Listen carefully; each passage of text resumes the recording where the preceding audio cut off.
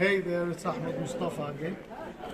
Now, it's time to talk about how the tombs were made step by step. First of all, we get the royal architects to inspect the area, looking for the best spots for digging a tomb for their kings.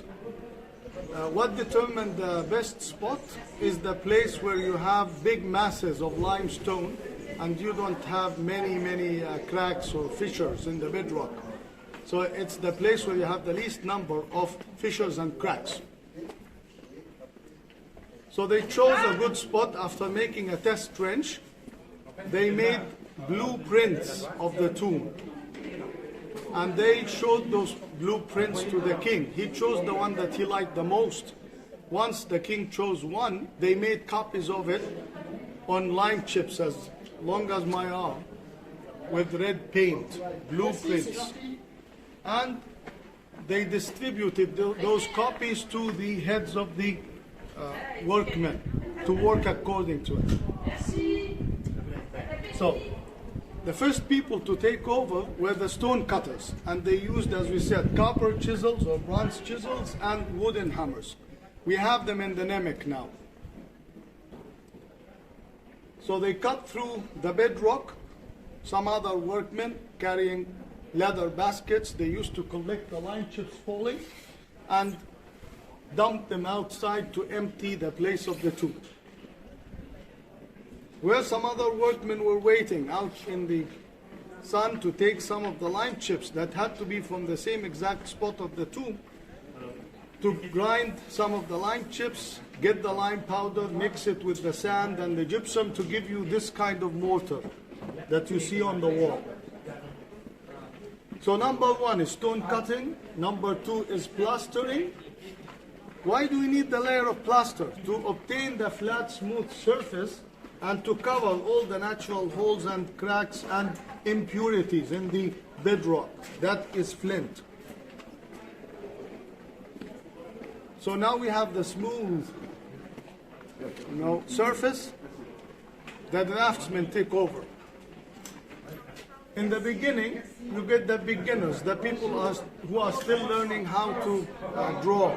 They made us the preliminary drawings in red paint, the outlines of the figures and the signs in red paint.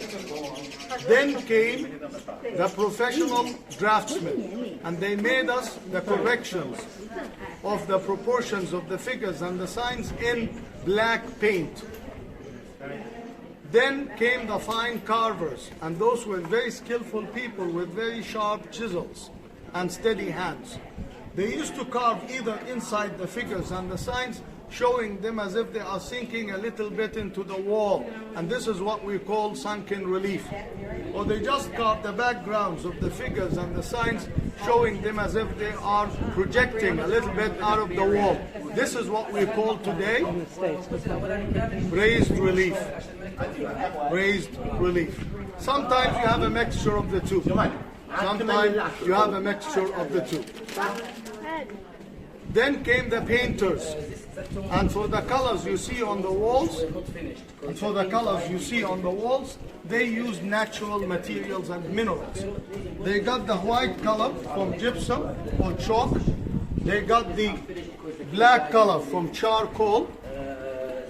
They got the red and the yellow from ochre, which is iron oxides, and they got the green and the blue from malachite, which is copper oxides.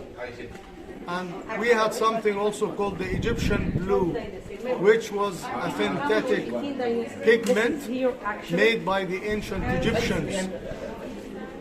You should read about it, the Egyptian blue color. Then with the animal hair brushes, they painted, we got those materials. They used to grind them, get the powder of the color. They mixed it with the egg white, not water, with the egg white. Then they added some Arabic gum or glue to make it sticky. Then with the animal hair brushes, they painted all the figures and the signs.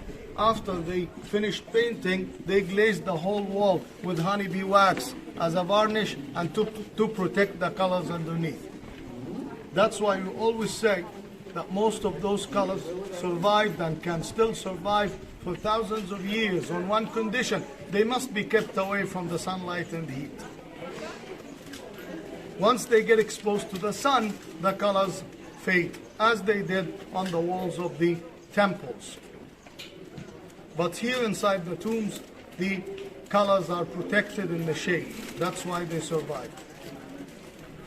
You will notice on your way into the tombs that it keeps getting darker and darker, and you have to depend on artificial lights.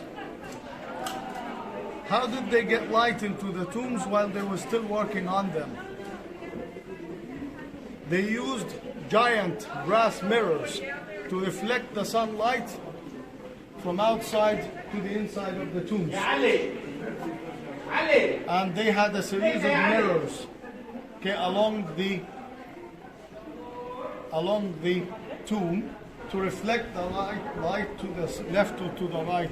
It's an ancient Egyptian trick, to take the light from one mirror to the other.